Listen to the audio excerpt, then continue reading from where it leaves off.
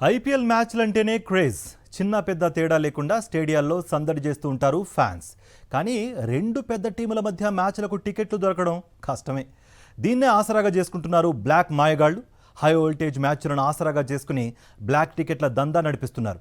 IPL టికెట్ల black market దందాపై cricket fans మండిపడుతున్నారు. హైదరాబాద్లోని క్రికెట్ ప్రేమికులకు ఉప్పల్ స్టేడియం మ్యాచ్ అంటేనే ఓ పెద్ద పండుగ. శుక్రవారం ఉప్పల్ స్టేడియంలో జరగనున్న ఎస్ఆర్హెచ్ వర్సెస్ ఆర్సీబీ మ్యాచ్ కోసం టికెట్ల బ్లాక్ మార్కెట్ దందా నడుస్తోందన్న ఆరోపణలు వెల్లువెత్తుతున్నాయి. ఈ సీజన్కు హైదరాబాద్లో ఇదే చివరి మ్యాచ్ కావడం, దానికి తోడు స్టార్ క్రికెటర్ కోహ్లీ ఆడుతూ ఉండడం, ఎస్ఆర్హెచ్ బ్యాటర్లు దంచుకొడుతూ ఉండడంతో అభిమానుల్లో విపరీతమైన క్రేజ్ ఏర్పడింది. ఈ క్రేజ్ను సన్ రైజర్స్ ఫ్రాంచైజీ క్యాష్ చేసుకుందనే విమర్శలు వినిపిస్తున్నాయి. ఎస్ఆర్హెచ్ యాజమాన్యం టికెట్ల రేట్లను అమాంతం పెంచేసింది. దీనికి తోడు ఆన్లైన్లో విక్రయించకుండా పక్కదారి పట్టిస్తున్నారన్న ఆరోపణలు వెల్లువెత్తుతున్నాయి. ఉప్పల్ స్టేడియం కెపాసిటీ 39,000, కానీ ఆన్లైన్లో కేవలం 10,000 టికెట్లు మాత్రమే విక్రయించారు. టికెట్స్ కోసం సైట్లో పెట్టిన నిమిషంలోనే సోల్డ్ అవుట్ అయిపోయాయి.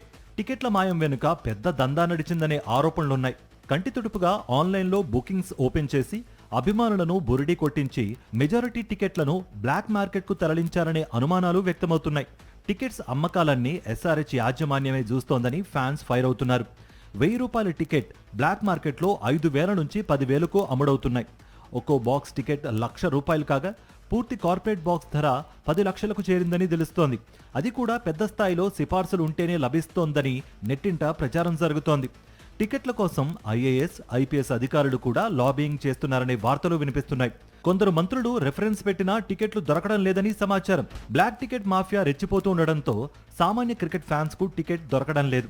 మరోవైపు ఐపీఎల్ పేరుతో అభిమానులను ఫ్రాంచైజీ అడ్డంగా దోచేస్తున్నా ప్రభుత్వాలు పట్టించుకోవడం లేదని ఆరోపణలున్నాయి. అసలు హైదరాబాద్ జట్టు యాజమాన్యానికి తెలుగు రాష్ట్రాలకు సంబంధమే లేదు. ఎస్ఆర్హెచ్ మేనేజ్మెంట్ తమిళనాడుకు చెందింది. అయినా ఎస్ఆర్హెచ్ టీంకు కేవలం హైదరాబాద్ పేరు ఉండడంతో హైదరాబాదీలతో పాటు తెలుగు క్రికెట్ ఫ్యాన్స్ ఓన్ చేసుకున్నారు. కానీ ఎస్ఆర్హెచ్ యాజమాన్యం మాత్రం అందిన కాడికి ఫ్యాన్స్ ను బాదుతోందన్న విమర్శలు వినిపిస్తున్నాయి. స్టేడియంలోకి ఎంట్రీ ఇచ్చిన దగ్గర నుంచి ప్రతి దానిపై బాదుడే.